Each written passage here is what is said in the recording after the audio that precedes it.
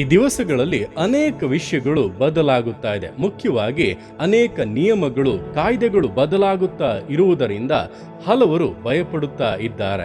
ಈ ಬದಲಾವಣೆಗಳು ನಮ್ಮ ಆಶೀರ್ವಾದಕ್ಕೆ ತಡೆಯಾಗಿ ಮಾರ್ಪಡುತ್ತದೇನೋ, ಅನೇಕ ಕಾರ್ಯಗಳ ನಷ್ಟಗಳನ್ನು ಅನುಭವಿಸುತ್ತೇನೋ ಎಂಬುದಾಗಿ ಹಿಂಜಾರುತ್ತಾ ಆತಂಕದಲ್ಲಿ ಇರುವಂತವರು ಅನೇಕರು. ನೀವು ಕರ್ತನ ಮೇಲೆ ನಂಬಿಕೆಯನ್ನ ಇಟ್ಟು ಆತನಿಗೆ ಒಪ್ಪುವಂತ ಜೀವಿತವನ್ನ ನಡೆಸುತ್ತಾ ಇರುವುದಾದರೆ ಭಯಪಡಬೇಡಿ. ಯಾಕೋಬನ ಜೀವಿತವನ್ನ ನೋಡಿರಿ. ಲಾಬಾನನು 10 ಬಾರಿ ಅವನನ್ನು ವಂಚಿಸಬೇಕೆಂಬುದಾಗಿ ಸಂಬಳವನ್ನ ಬದಲಾಯಿಸಿದಾಗಲೂ ಕರ್ತನು ಯಾಕೋಬನ ಸಂಗಡ ಇದ್ದು ಅವನಿಗೆ ಯಾವುದೇ ನಷ್ಟ ಉಂಟಾಗದಂತೆ ಎಲ್ಲವನ್ನು ಲಾಭವಾಗಿಯೇ ಬದಲಾಯಿಸಿದರು.